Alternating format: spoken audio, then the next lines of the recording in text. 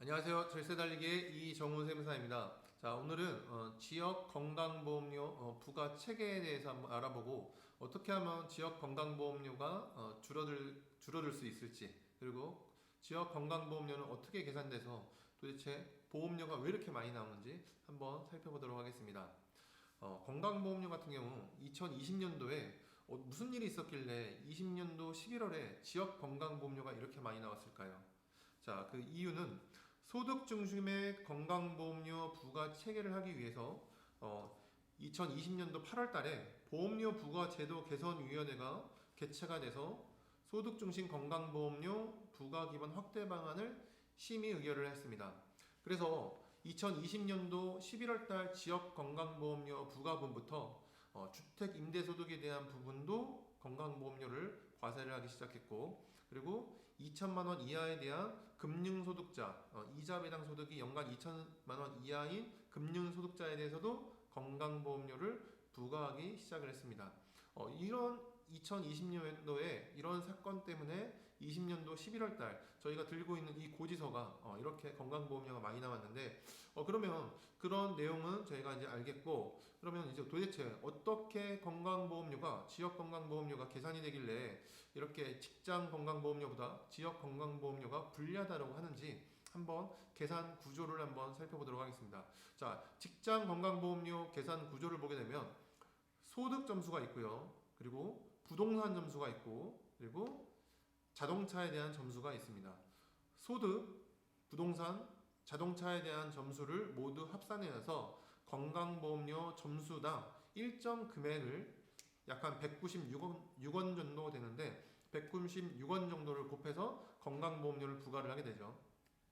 그러면 어떻게 하면은 우리는 재산, 자동차, 소득에 대한 점수를 낮게 해야지만 지역 건강보험료를 낮게 받을 수가 있습니다. 그렇다고 무조건 건강보험료를 위해서 소득을 낮춘다, 건강보험료를 위해서 뭐 재산을 낮춘다, 그런 거는 좀 비합리적인 방법이긴 하죠. 그러면 소득에 대한 부분과 그 다음에 부동산에 대한 부분, 그리고 자동차에 대한 부분이 있을 텐데, 이런 변동사항도 건강보험료 계산할 때 다 반영이 됐는지, 예를 들면은 소득 같은 경우는 작년도 12월 말 기준에서 올해 초로 넘어오면서 프리랜서 같은 경우 소득이 급격하게 하락하는 경우나, 또는 소득에 대한 부분에 있어서 소득이 끊겼다 그러면 해촉 증명서를 건강보험공단에 제출을 하게 되면은 그런 내용을 반영을 해서 소득 점수를 인하를 해서 피부양자 등록을 하던가, 또는 지역 의료 보험료를 조정을 하겠죠. 이런 단계를 조정 단계라고 하는데, 조정 단계가 반드시 필요합니다.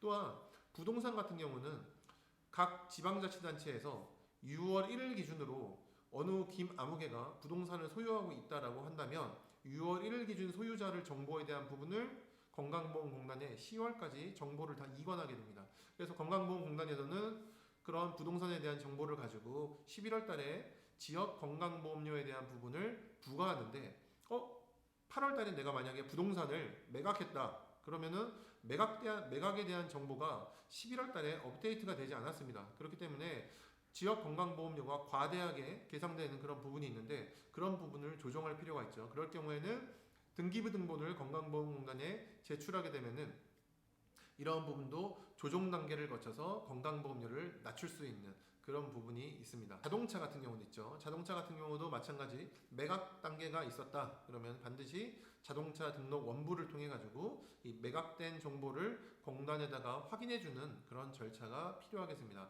그리고 2020년도 해가 바뀌면서 올해 내가 만약에 사업장을 폐업했다 라고 한다면 폐업 사실 증명원을 국세청에서 발급 후 그에 대한 서류를 건강보험공단에다가 제출하게 되면은 그런 부분도 조정 단계를 거쳐서 지역 건강보험료를 낮출 수 있는 그런 여지가 있습니다.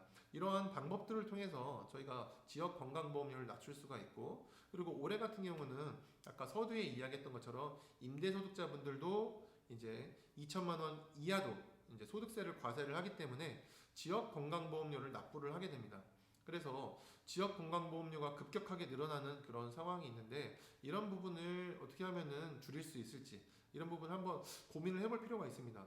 그럼 과연 지역 건강보험료보다 직장 의료보험자가 더 유리하다고 하는데 그럼 어떻게 하면은 저희가 지역보험료를 줄이고 직장 가입자로 가입을 할 수 있을까요?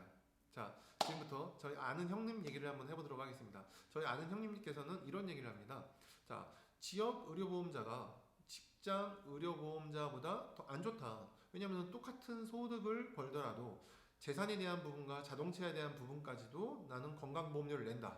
그래서 나는 지역 의료보험이 너무 싫어서 직장 가입자로 나는 전환을 하고 싶다. 그 방법을 한번 저에게 들어봐 달라고 했습니다. 그 방법은 자, 본인이 소자본, 아니 무자본 사업을 하겠다는 겁니다. 그래서 무자본 사업을 하면서 사업자 등록증을 발급받습니다. 자, 사업자 등록증을 어디로 발급받느냐? 집으로 발급받습니다. 집으로 발급받으면서 업종은 어떻게 하는지 소매업으로 전자상거래업, 즉 전자상거래업에 대한 부분을 사업을 개시를 합니다. 그리고 특수관계자인 내 배우자 또는 자녀를 직장 가입자에 가입을 시켜줍니다. 즉 직원으로 채용을 하죠. 직원으로 채용하게 되면 어떻게 하죠? 대표자인 나도 지역 가입자에서 직장 가입자로 가입자 변동이 생기게 됩니다. 그런 순간부터는 나는 지역 의료보험은 납부하지 않고 직장 의료보험을 납부를 하게 되죠. 그러면 그 직장 의료보험을 납부할 때는 어떤 기준으로 보험료가 납부를 하는지 그거는 바로 소득 기준으로 100% 소득 기준으로만 그 근거에 의해 가지고 건강보험료를 부과를 합니다. 그러면 그 특수관계자인 직원을 채용을 하면서 급여를 낮게 책정하죠. 낮게 책정하면은 건강보험료가 낮아질 테고 그러면 그 낮아진 금액을 기준으로 나 역시도 그 직원 근로소득을 기준으로 대표자의 근로소득도 같이 신고를 하게 됩니다. 자, 이랬을 때 직장 건강의료보험을 납부를 하게 되는 금액과 나 혼자 지역가입자로서의 건강보험료 납부 금액을 비교를 했을 때 직장이 더 작다라고 한다면 직장 건강의료보험을 무조건 진행을 해야 되겠죠. 방법은 제가 지금 아는 형님 통해서 이야기를 들은 거를 같이 공유를 하고 있습니다. 자, 이렇듯 지역에서 직장으로 무조건 넘어오고 직장 의료보험을 유지를 하되 대신에 지역 건강보험료보다 낮은 금액 선에서 소득 금액을 맞추는 거죠. 그거는 한번 계산 과정을 통해 가지고 한번 진행해 볼 필요가 있겠고요. 이렇듯 소득이 바뀐다던가 재산이 바뀐다던가 자동차 변동사항이 있다. 변동사항이 있으면은 즉시 조정 과정을 통해서 한번 신고를 하고 그리고 그래도 보험료가 너무 많다. 지역 건강 의료보험자에서 직장 의료보험 가입자로 한번 전환의 필요성이 있다. 그 방법은 나도 무자본 사업을 한다.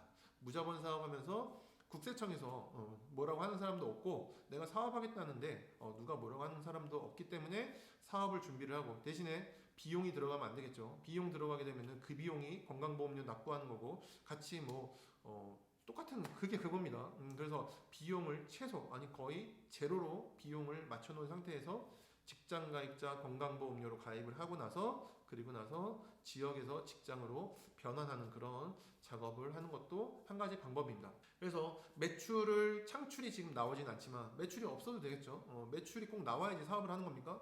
손실을 보면서 내가 접대도 하고 판촉도 하고 연구개발도 하고 돈을 계속 쓰면서 사업을 준비 단계가 있고 사업을 준비하다가 실행이 되면은 그대로 사업을 확대하는 거고 사업을 진행하다가 안 되면 그대로 접는 거고 지금 같은 경우도 안 된다 싶으면은 다시 또 접고 그리고 결손난 소득 금액에 대해서 즉 마이너스 손실입니다. 손실난 부분을 다른 소득과 또 통산해 가지고 소득 금액도 줄일 수 있고 자, 꼭 먹고 알 먹고 일석이조입니다. 자, 이런 부분을 최대한 활용을 해 가지고 지역 건강보험료도 한번 낮춰보도록 하고 소득 금액도 낮춰볼 수 있는 그런 의사결정을 한번 해주시면 되겠습니다. 이런 지금 뒷이야기는 아는 형님에 대한 얘기를 제가 듣고 이야기를 전해드리고 공유를 해드리고 있습니다. 한번 궁금하신 부분 있으면 댓글 통해서 댓글 남겨주시면 저희가 또 내용 보고 답변해드리도록 하겠습니다. 다음번에도 또 좋은 영상으로 도움이 되는 이야기를 가지고 찾아뵙도록 하겠습니다. 감사합니다.